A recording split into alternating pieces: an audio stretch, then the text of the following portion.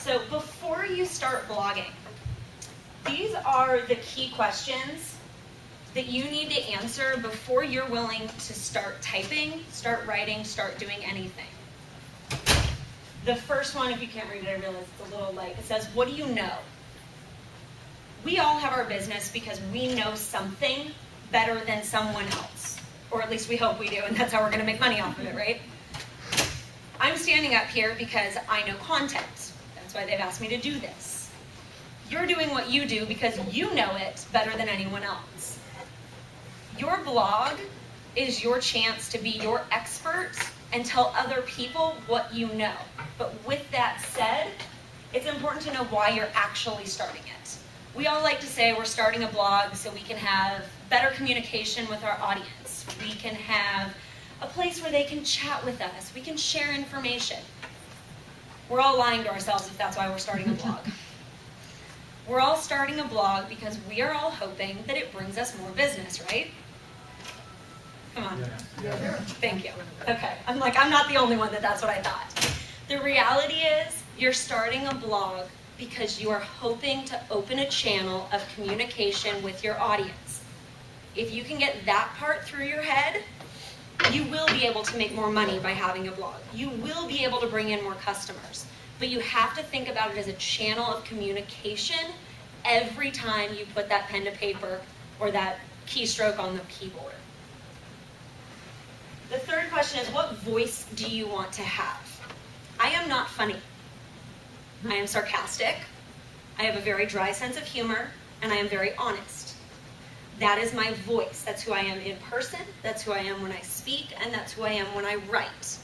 That voice has allowed me to connect with people on a deeper level.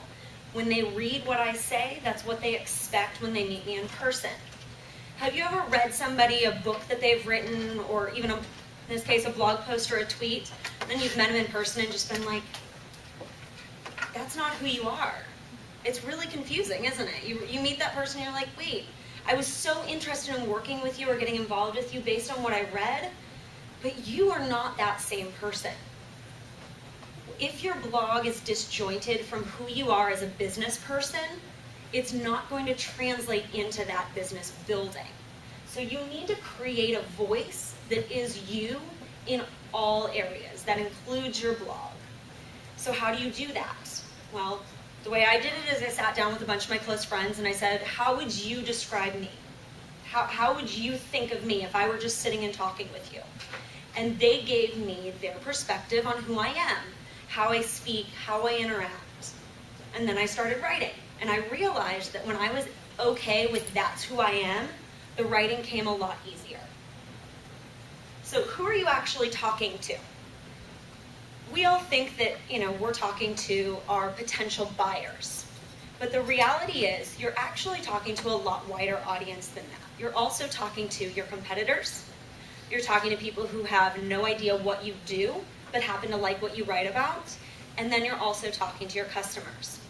But what you need to decide is, who do you want to focus on of that group? Rather than trying to to appease all of them, you want to pick one area and narrow it down and talk to that audience. If everyone else likes it, fabulous. But you need to pick your audience to talk to. One of the things that WordPress does great is with the analytics. It allows you to show who's reading your blog so you can see exactly who your audience is. If you can't read the bottom one, I'm sorry. I didn't realize how low this was going to be. How often can you honestly blog per week? If you're going to sit here and say, oh, I can blog 5 times a week, I'm sorry, I don't believe you. Unless that is a part of your profession, you are a professional blogger, it is very unlikely for you to blog 5 times a week. Let that be okay.